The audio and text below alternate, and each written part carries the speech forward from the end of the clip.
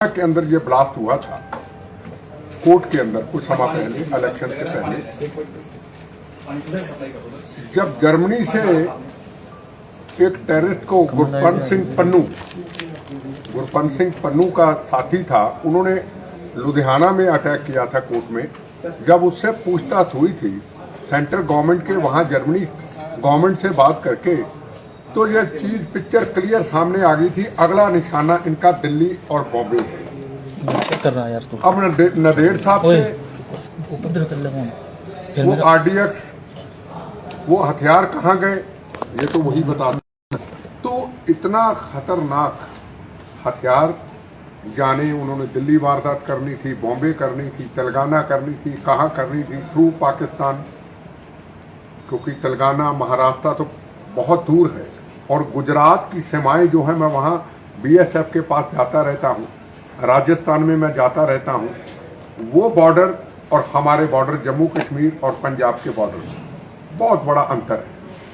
वहाँ मीलों मील तक, गुजरात के मीलों मील तक हमारी तो लाइटें नजर आएंगी, हमारी हर चीज उनको नजर आएगी, पर हम उनकी नहीं देख सकते, इतनी बहुत दूरी है।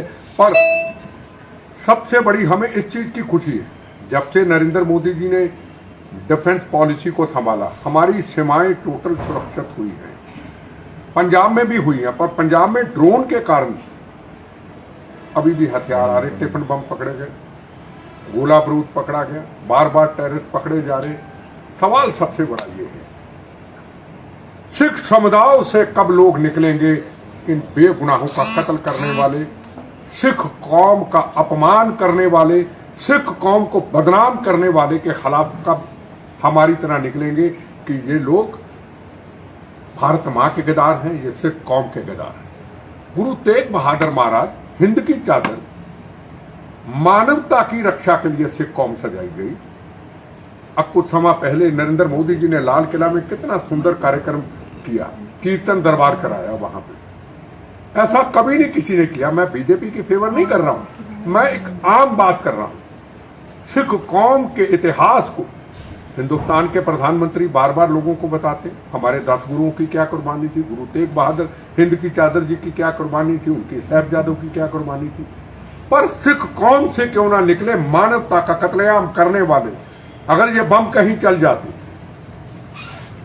इसमें हिंदू का भी नुकसान होता, सिख का भी होता, मुसलमान का भी होता, ईसाई का भी होता।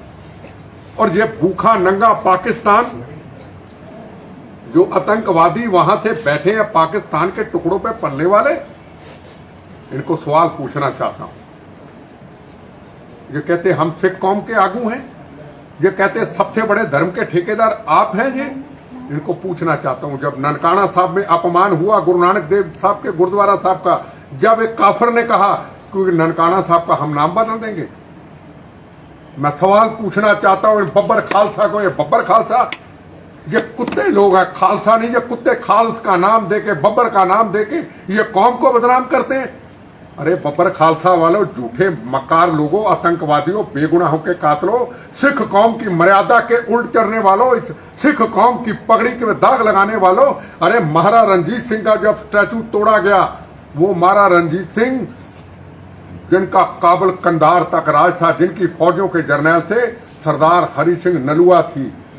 और काबुल कंधार की माएं अपने बच्चों को उस वक्त कहा करती थी, बच्चे सो जा, नलुआ आ गया। वो हमारा हिंदुस्तान का राज, वो हमारा काबुल कंधार तक राज आज रह गया। पंजाब इतना सा, हरियाणा भी निकल गया, गंगानगर राजस्थान भी निकल गया, इतना सा रह गया। उसका जब स्टैचू तोड़ा, उसमें बब्बर खालसा वालों कहाँ थे आप? जब ननकाना साहब के ग्रंथी साहब की बेटी को अगवा किया गया, और उस वक्त बब्बर खालसा वालों, खालस को बदनाम करने वाले, बब्बर को बदनाम करने वाले, उस वक्त आप कहां थे? जब हमारे हिंदू धर्म की बहू बेटियों का अपमान हो रहा है, वह अभी भी वहां पे, उनके मंदिरों को तोड़ा जा रहा है। सिख कौम सजाई गई मजलूमों की रक्षा के लिए, कश्मीरी पंडितों की रक्षा के लिए। गुरु तेग बहादुर महाराज हिंद की चादर अपना शीश निछावर कर दिया। गुरु अर्जन देव जी महाराज तत्ती लोहों पे आजकल के दिनों में उन्होंने अपने जीवन को मानवता के लिए, कश्मीरी पंडितों के लिए, धर्म के लिए, पूरे राष्ट्र के लिए, पंजाब के लिए कुर्बान कर दिया। कहां थे बब्बर खालसा वालों, दाढ़ी रख के पगड़ी पहन के सिख कौम को बदनाम करते हो। आप सिख कौम के गद्दार हो, आप इस मातृभूमि के गद्दार हो। जब काबुल के अंदर एक गुरु महाराज का गुरुद्वारा साहब, ऐतिहासिक गुरु नानक देव जी वहां के चरण हुए, गुरु ग्रंथ साहब विराजमान, और वहां पे 25-30 के करीब लोग गुरुद्वारा साहब में बैठे, गुरु ग्रंथ साहब के सामने माएं, बेटियां, पिता, उनके पिता आतंकवादी आए, गोलियों का निशाना बना दिया। मां के सामने बेटी, बाप के सामने उसके बच्चे, उनको गोलियों का निशाना बना दिया, बहनों के सुहाग उजाड़ दिए। अरे जालिमों, उस वक्त कहां थे? उस वक्त आपकी बब्बर खालसा वालों, आपकी अणख कहां चली गई? कहां चली गई आपकी अणख? हिंदुस्तान में आपको कुछ कहता है नहीं? फांसी से फंदे से बच जाते हो और यहां बढ़के मारते हो। नरेंद्र मोदी जी हाथ जोड़ देते हैं, मैं माफी मांगता हूं किसान आंदोलन में अगर मेरे से आप उसका ये मतलब समझते हो हमारे से सारे डर गए। सिख कौम की ये मर्यादा नहीं है। और कश्मीर के अंदर आज से कई साल पहले सिख भाइयों को खड़ा करके लाइन में 25-30 के करीब गोलियों का निशाना बना दिया हुआ है। उससे उस वक्त खालिस्तानी हो, आप कहां थे? वो मुल्क के गदारों, कौम के गदारों, कहां थे आप? आपको हिंदुस्तान ही मिला है जहां पॉलिसी नरम आपको लगती है पंजाब के लोगों को। सोचना चाहिए सिख कौम कहां थी, कहां पहुंचा रही। पहले सिंधु बॉर्डर के ऊपर हम किसानों के खिलाफ नहीं है, बिल्कुल किसानों के खिलाफ नहीं है। कहां है आज चूड़नी जी, कहां है राजोवाल जी? आंदोलनकारी कभी चुनाव नहीं लड़ते जनाब, हम कभी उनके खिलाफ एक शब्द नहीं बोला। चुनाव नहीं लड़ते, चले गए चुनाव लड़ने, जमानतें जब्त करा बैठे। आंदोलन कहां गया इनका? और वहां खालिस्तान के सिंधु बॉर्डर पे नारे लगते रहे। हरियाणा के मेरे किसान भाइयों, मैं आपके आगे सिर झुकाता हूं। हमने कभी ऐसे खालिस्तान के नारे किसी धरती पे पंजाब में लगने नहीं दिए। खुद के जवाब दिया, शरीर के हिस्से तोड़वाया, देखो शरीर टूटा पड़ा है शरीर। पर खालिस्तान ना कभी बना था, ना कभी बनेगा, ना कभी बनने देंगे, ना कभी बनने दिया था। बनेगा तो गंदी हनेरी तरह इस टूटे से शरीर से लाशों पे फिर निकल जाएगा। ये मैं हिंदुस्तान के लोगों को, प्रेस के लोगों को कहना चाहता हूं। हम उस चीजों से निकले, हमें गम इस चीज का है। हमारी कौम से क्यों ना निकले? जहां की गुरुद्वारा प्रबंधक कमेटी हरियाणा के अंदर क्यों ना निकलेंगे? क्यों जिम्मेदार लोग जवाब ना दे? क्यों किसान भाई, जो किसान मेरे भाई, जिनके हर गांव में मौत का कफन बांध के जवानों ने शहादत दी, खून से लथपथ बॉडियां आई, इस हरियाणा की धरती को इन्होंने बदनाम कर दिया खालिस्तानियों ने। और तिरंगे झंडे का 26 जनवरी को अपमान कर दिया। तिरंगा एक का था, हिंदू का था, मुसलमान का था, सिख का था, ईसाई का था। हमारी गलती जहां से हुई, हमने इन पे विश्वास किया। सारे किसान बुरे नहीं, ये लोग खालिस्तानी, ये जो खालिस्तान का नारा देते हैं, गुरपंत सिंह पन्नू रोज देता है, कभी करनाल में डंडे का अपमान करेंगे, कभी हम पानीपत में करेंगे। अरे गुरपंत सिंह पन्नू, इतना मीडिया खड़ा है, आ मेरे सामने, गदार आदमी तू है कहां? आ मीडिया के सामने आ, कोई भी एक चैनल उससे रास्ता कर ले, यहीं पे लाइव आ जा। खालिस्तान का मतलब समझा दो। खालिस्तान का मतलब क्या? खालिस्तान का मतलब ये मैं बताता हूं आपको। इन गदारों को, इन कुत्तों को, इस कौम के बदनाम करने वाले लोग, दाग लगाने वाले लोगों को मैं बताता हूं। हरियाणा के अंदर अगर आएंगे कुरुक्षेत्र गुरुद्वारा साहब में, क्या पासपोर्ट के जरिए आएंगे? इनको सवाल पूछना चाहता हूं आपके मीडिया के थ्रू, क्या दिल्ली में चांदनी चौक, हिंद की चादर, गुरु तेग बहादुर महाराज, रकाबगंज साहब, बंगला साहब, मोतीबाग साहब दिल्ली के अंदर, पटना साहब, जहां गुरु गोविंद सिंह महाराज साहब का जन्म दिवस हुआ, उसके बाद नदेड़ साहब, गुरु गोविंद सिंह महाराज, आखिरी स्थान अमर, उसके बाद गुजरात के अंदर, क्या वहां पे खालिस्तानियों में सवाल पूछना चाहता हूं, क्या पासपोर्ट के जरिए भेजना चाहते हो? ये खालिस्तान चाहते हो आप? कोई मेरे से बात कर ले, खालिस्तान यूट्यूब पे आ जाए, आपके चैनल के थ्रू बहस कर ले। सवाल सबसे बड़ी ये है, पुलिस हथियार पकड़ती है, पुलिस आरडीएक्स पकड़ती है, कल पकड़ा गया। फर्ज करो वो आरडीएक्स अगर चल जाता करनाल में, तो पूरा करनाल बदनाम होता, पूरा हरियाणा बदनाम होता। पूरी दुनिया के अंदर हमारे देश की बदनामी होती।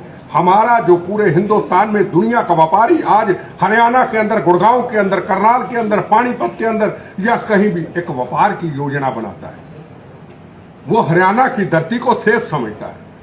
हरियाणा की धरती के अंदर डेवलपमेंट है, विकास है, तरक्की है। हरियाणा चले, आप गुड़गांव चले जाओ, आपको लगेगा कि नहीं कि हरियाणा का अच्छा लगेगा, पता नहीं फॉरेन घूम रहे हैं हम।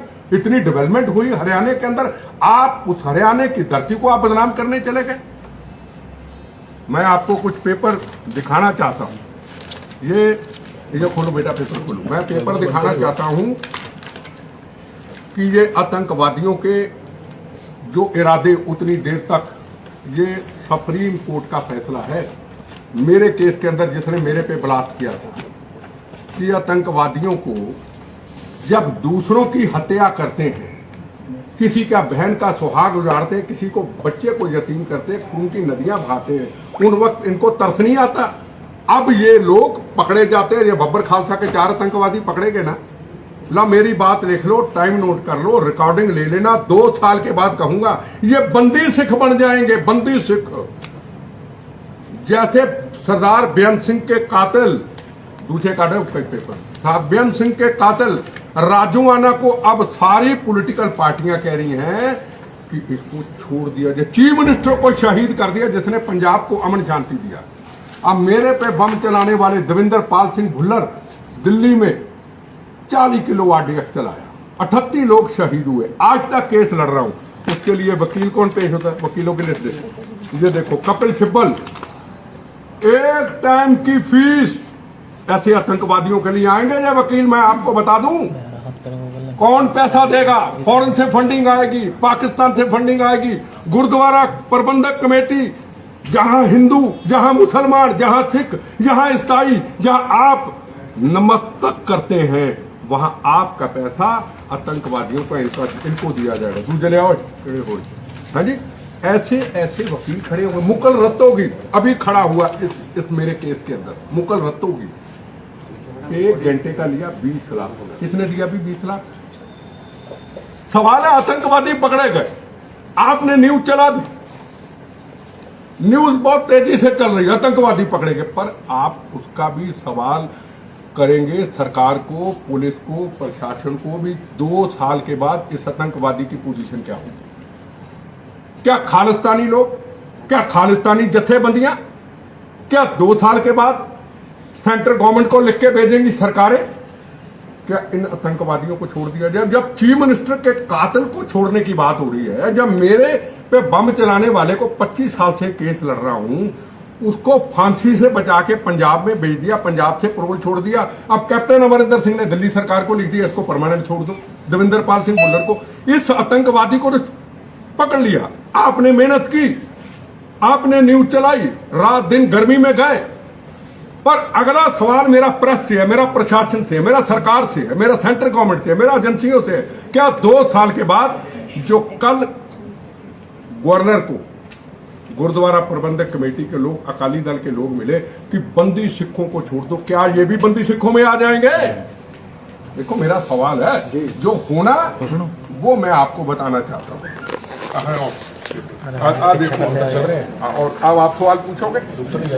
दिल्ली ब्लास्ट की फोटो अभी तक सजा नहीं हुई सर। एक जगह जैसा कि भी आपने कहा भी है कि सिखों के बारे में, और सिख कौम जो है वो सबसे सर्वोपरि मानी जाती है, लेकिन उसके बावजूद भी सिखों के द्वारा जो आतंकवाद बार बार फैल रहा है, जो बदनाम हो रहे हैं, उस पर क्या कहना है? एक पहली बात, आप सिख नहीं कह सकते, सिख धर्म कहते हैं। सिखों, हिंदुओं, मुसलमानों नहीं कह सकते। हम हर धर्म की इज्जत करते हैं। मैं आपको एक बात कहना चाहूंगा, सारे सिख समाज तो ऐसा नहीं, पर सिख कौम के आगू अगर सब ऐसे हो जाएंगे। अब बुराना मनाना, अकाल तख्त के जथेदार साहब हमारे सिर के ताज हैं, हमारे सिर की इज्जत है, हमारे सब कुछ है अकाल तख्त के जथेदार साहब।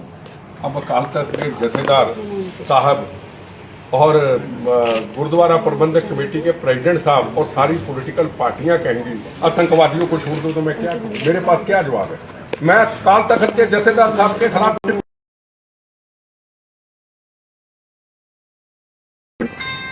गुरु तेग बहादुर